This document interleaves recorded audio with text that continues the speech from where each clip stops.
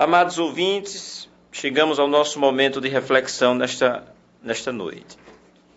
Queremos agradecer a você pela sua audiência, você que está acompanhando o programa Graça e Vida e como bem as reflexões.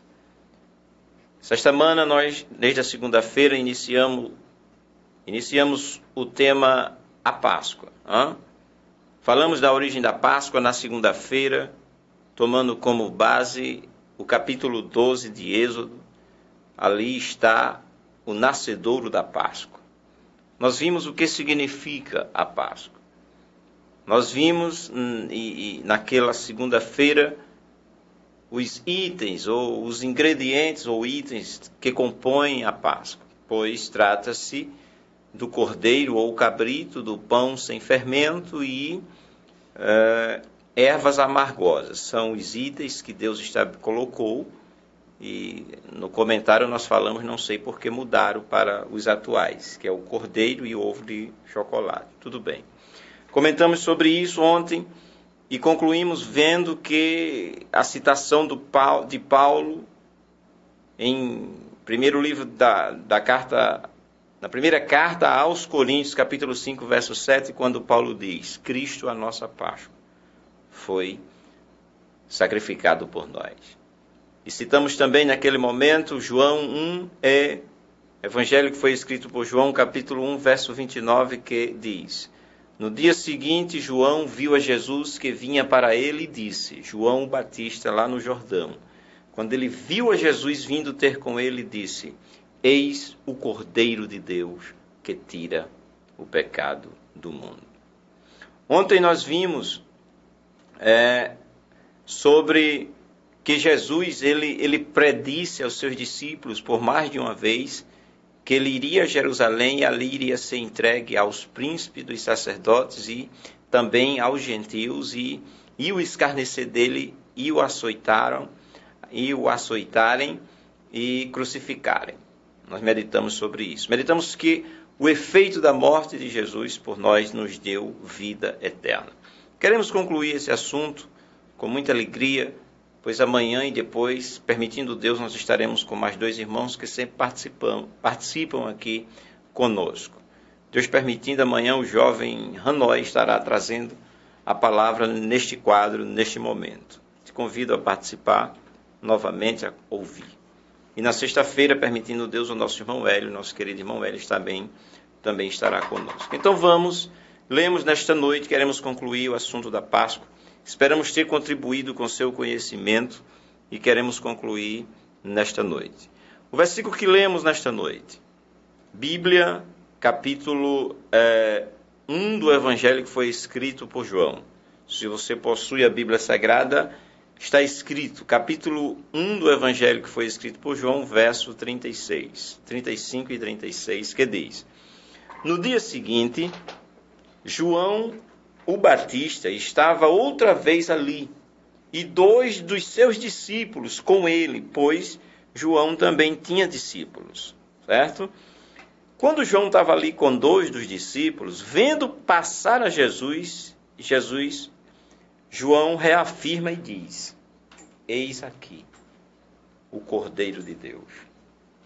No dia seguinte, no dia anterior, digamos, lá no Jordão, Jesus diz: Eis aí o Cordeiro de Deus, ou eis o Cordeiro de Deus que tira o pecado do mundo. Aqui o verdadeiro Cordeiro, a Bíblia fala que Jesus, como Cordeiro de Deus, foi morto antes da fundação do mundo.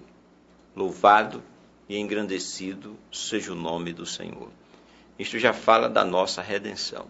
Queridos, vejamos nesta noite, vou ler aqui mais uns 5 versículos reafirmando que Jesus realmente é o verdadeiro Cordeiro Pascual, pois o Cordeiro que foi naquela noite, ou os cordeiros que foram sacrificados naquela noite no Egito, eles tinham por finalidade que o sangue dele, espargido, pintado nos portais, nas vergas das portas, salvava os primogênitos de cada família, de cada casa naquela noite.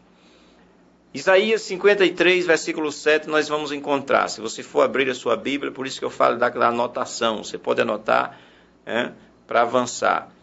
Isaías 53,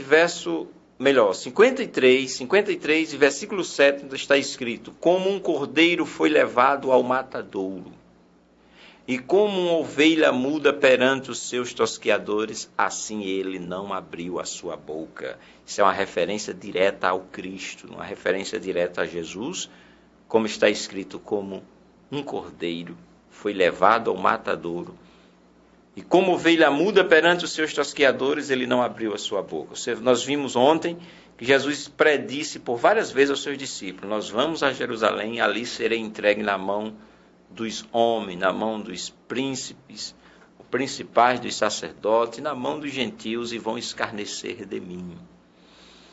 Já citei, vamos ler novamente, João 1,29. João disse, o Batista: eis o Cordeiro de Deus que tira o pecado do mundo. Leitura da noite que fizemos, primeira, João 1,36. E vendo passar a Jesus, disse: eis aqui o Cordeiro de Deus. Apocalipse capítulo 14, verso 1. E olhei, e eis que estava o Cordeiro sobre o monte Sião. O Cordeiro. Glória seja dada ao nome do Senhor. E 1 Coríntios capítulo 5, versículo 7. Porque Cristo, nossa Páscoa, foi sacrificado por nós. Onde está o Cordeiro? No sacrifício. Foi sacrificado. Queridos, vamos fazer aqui uma analogia, né? Nós vamos ver a similaridade, a coerência entre aquele cordeiro do Egito, né? Que apontava, né? Vamos ver aqui algumas semelhanças, né? Daquele cordeiro lá, que na verdade apontava para Jesus Cristo, certo? Então, naquela noite, quando foi instituída a Páscoa, e foi instituída na terra do Egito, quando o povo que ali estava, os hebreus, os judeus, o povo de Deus, que estava sendo escravizado ali, foi escravizado por mais de 400 anos. Se for puxar um pouquinho da história, eles entraram ali em paz, né? Primeiro chegou José, vendido por seus irmãos. Depois, quando houve a fome em todo ao redor do Egito, inclusive em Canaã, onde morava José, de onde foi vendido, expulso por seus irmãos, vendido. Não vamos falar sobre isso, senão a gente perde o foco, que não é que perde o foco, ganha, não temos esse tempo. A verdade é que o povo entrou no Egito de forma pacífica, e como eles aumentaram muito, quando o faraó, que não conhecia José, ele viu o crescimento do povo, começou a escravizar os judeus. E esse povo foi escravo por mais de 400 anos ali. E quando eles pedem a redenção, pedem para que Deus os livre dali, Deus ouve a oração e envia Moisés. E Deus estabelece que foi necessário Deus instituir a Páscoa ali, por causa que haveria necessidade de que Deus estabeleceu daquela forma, que para salvar, porque Deus decretou morte de todos os primogênitos dos filhos do Egito, ou seja, todo o primeiro filho de cada família, até dos animais, toda a primeira cria, primogênito macho, morreria como morreu, segundo as Escrituras. E para que essa mortandade não alcançasse os judeus, o povo de Deus, Deus estabeleceu a Páscoa. Deus determinou que um cordeiro deveria ser morto para cada família, ou duas, né? Pois se a família fosse pequena para comer o cordeiro durante a noite, ela deveria juntar-se a outra, ao vizinho, e aí cada casa, né, podia, se fosse pequena a família, juntar-se, e aí sacrificaria um cordeiro em cada família, ou duas famílias, de acordo com a quantidade do número das pessoas. E o cordeiro deveria ser sacrificado, ou seja, derramado o sangue, colhido aquele sangue, daquele sangue ser colocado na virga da porta, para que quando o anjo da morte viesse, como veio, e que visse a porta marcada com o sangue, ele não matava o primogênito daquela casa. Então tinha que ter um cordeiro, que é o animal original que representa a Páscoa, não coelho e etc. Certo? Mas, detalhes. Um cordeiro, que como lemos, Jesus é o Cordeiro de Deus. O cordeiro deveria ser sacrificado à tarde. Eu estou falando lá da questão do Egito. Jesus também foi sacrificado à tarde. A Escritura é muito farta nessa referência. O sangue do cordeiro salvou da morte os primogênitos. Não é verdade? Sabe que o sangue que o sangue de Jesus nos livra?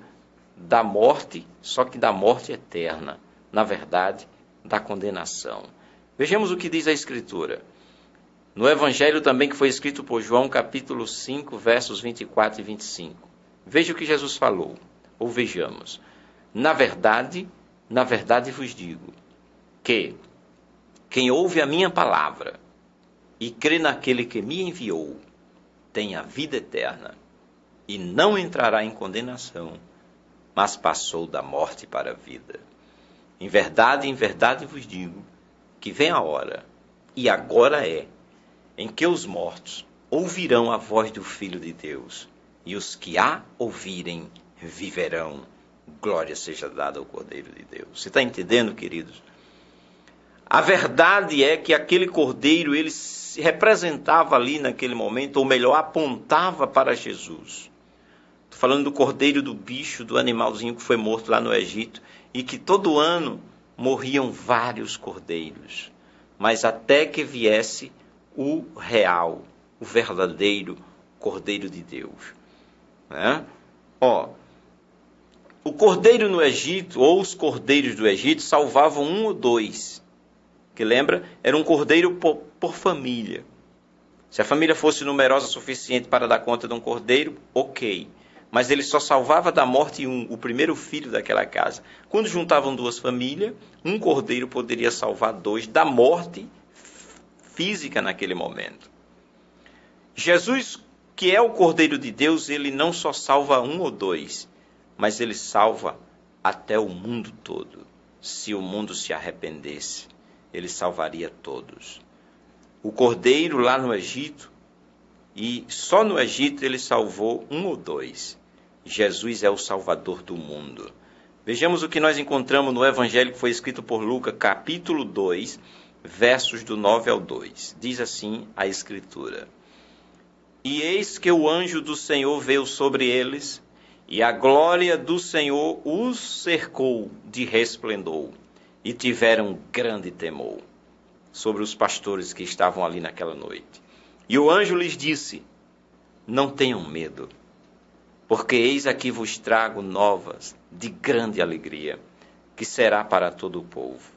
Pois na cidade de Davi vos nasceu hoje, sabe quem, queridos? O Salvador, que é Cristo, o Senhor.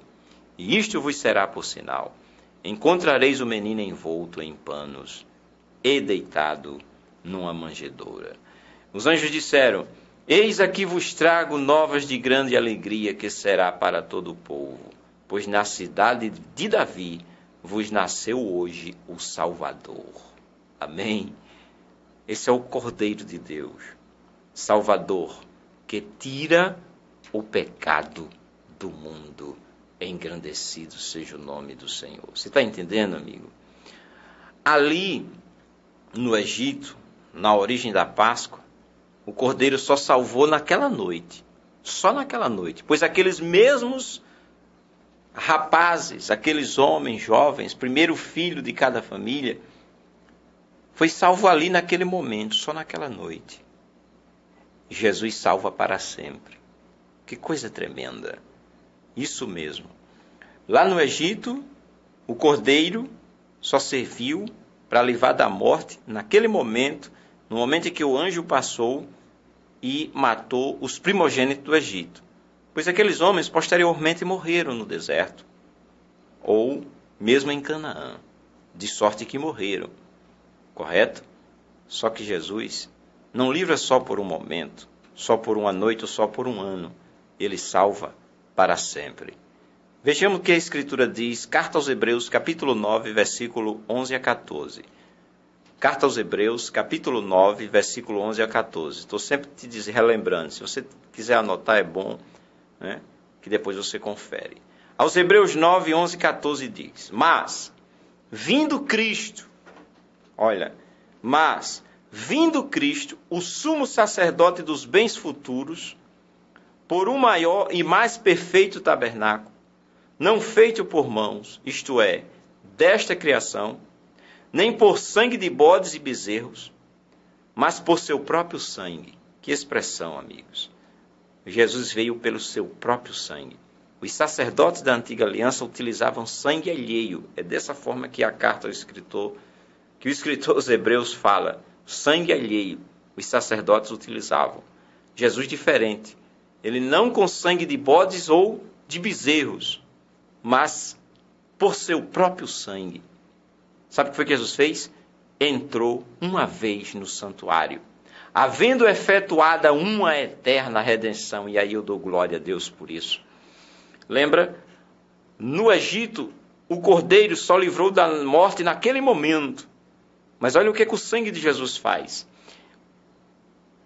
Entrou uma vez no santuário e efetuou, havendo efetuado uma eterna redenção, salva por toda a eternidade. Aí, olha o que o escritor nos pergunta agora. Por quê? Se o sangue de touros e bodes e a cinza de uma novilha, aspargidas sobre os imundos, os santifica quanto à purificação da carne, ou seja, por um momento, quanto mais o sangue de Cristo, que pelo Espírito eterno, veja a Escritura, Espírito eterno, se ofereceu a si mesmo, imaculado de Deus. Agora ele pergunta: purificará as vossas consciências das obras mortas para servirdes a Deus? O que você acha? Eu creio que sim. Como ele mostra no exemplo. Se o sangue de bodes, né, e touros e a cinza de uma novilha aspargida sobre os imundos e santifica quanto à purificação da carne, quanto mais o sangue de Jesus. Queridos, ele efetuou uma eterna redenção. Engrandecido seja o Cordeiro de Deus. Na sequência diz, aos Hebreus também, capítulo 9 ainda, verso 24. Porque Cristo não entrou num santuário feito por mãos, figura do verdadeiro. Não era figura, não. O santuário lá, né, o templo em si, era a figura do verdadeiro. Mas Jesus é o verdadeiro. Né? Jesus é o próprio. Jesus não é figura, Jesus é real. Porque Cristo não entrou num santuário feito por mãos, figura do verdadeiro, porém no mesmo céu. Que coisa tem. Quão grande é essa escritura. Porém no mesmo céu, para agora comparecer por nós perante a face de Deus. E olha como está escrito, para agora. Isso fala de tempo presente, agora. Comparecer por nós perante a face de Deus. Nem também Jesus, né? Está falando de Jesus, porque Cristo não entrou, e nem também para si mesmo se oferece muitas vezes, como o sumo sacerdote, cada ano entra no santuário com sangue alheio. Lembra que eu citei sobre isso? Ele tá mostrando que Jesus aqui, a Escritura está mostrando nesse capítulo 9, que Jesus é superior ao sumo sacerdote da antiga aliança. E que Jesus é o real sumo sacerdote. Enquanto que os sacerdotes, eles entravam todo ano. O que é que diz a Bíblia? Jesus, pelo contrário, de uma outra maneira. Vamos reler. Porque Cristo não entrou num santuário feito por mãos, figura do verdadeiro. Porém, no mesmo céu, para agora comparecer por nós perante a face de Deus.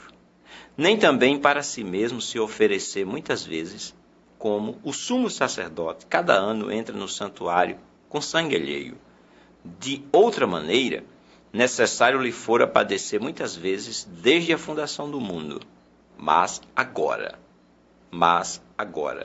na consumação dos séculos, de uma vez, olha essa escritura, querido, de uma vez, mas agora, na consumação dos séculos, de uma vez, se manifestou para aniquilar o pecado pelo sacrifício de si mesmo. Você está entendendo, querido? João Batista entendeu, por isso ele disse: eis o Cordeiro de Deus que tira o pecado do mundo. Veja como está escrito. Mas agora, Jesus não fica entrando todo ano. Não, ele de uma vez. O sacrifício dele foi único, foi uma vez só. Na consumação dos séculos. Uma vez se manifestou para aniquilar o pecado pelo sacrifício de si mesmo. Engrandecido seja Deus. Diz mais a Escritura: meus filhinhos, estas coisas vos escrevo para que não pequeis. E se alguém pecar, temos um advogado para com o Pai. Sabe quem é, queridos? Jesus Cristo, o justo. Ele é a propiciação pelos nossos pecados. E olha o que a Escritura diz: e não somente pelos nossos, mas também pelos de todo o mundo, sobre todos os que creem. Amém, queridos? Que coisa tremenda. 1 de João, capítulo 2, verso 1 e 2. Para concluir as citações, João 3, 14 e 15 diz: assim como Moisés levantou a serpente no deserto, do mesmo modo é necessário que o Filho do Homem seja levantado, para que todo aquele que nele crê não morra, mas tenha a vida eterna. Engrandecido seja o nome do Senhor para todo sempre. Amém.